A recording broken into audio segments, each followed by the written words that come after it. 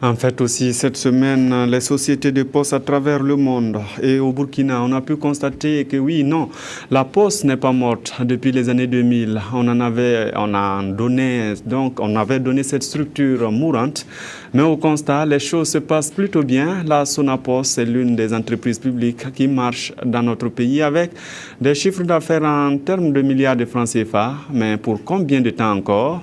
Les secrets, les réussites et les défis dans ce dossier signé de Karim Namouano. C'est le centre névralgique de la Sonapost, la Société nationale des postes. D'ici viennent et partent les lettres en provenance du monde et en partance du Burkina Faso. Le courrier des ménages, jadis la poule aux œufs d'or, est devenu moins rentable depuis l'avènement des technologies de l'information et de la communication et surtout de la récente concurrence des compagnies de transport de voyageurs. La saignée se poursuit jusqu'à nos jours et les exemples ne manquent pas.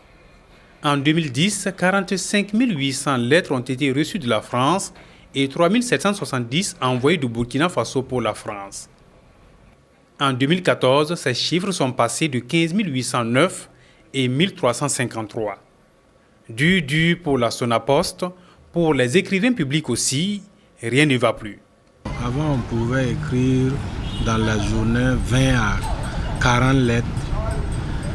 Mais actuellement, on ne peut même plus avoir 5 lettres dans la journée.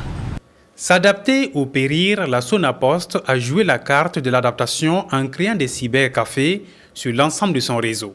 Mais là où elle tire les marrons du feu, c'est dans l'envoi et la réception des marchandises.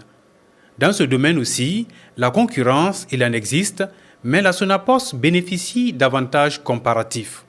Son expérience et son expertise vieillent de plusieurs années. Autre avantage comparatif, l'étendue de son réseau, une opportunité pour implanter des comptes chèques. La fidélité dans le couple Sonapost, client de chèques postaux, est une valeur jalousement préservée.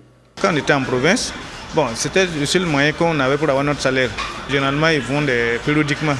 Alors, s'ils viennent cette semaine, par exemple, pour déposer votre chèque à leur niveau, ils vont vérifier et la semaine qui suit, ils vous payent. La fidélité seule ne suffit pas pour rentabiliser la Caisse nationale d'épargne.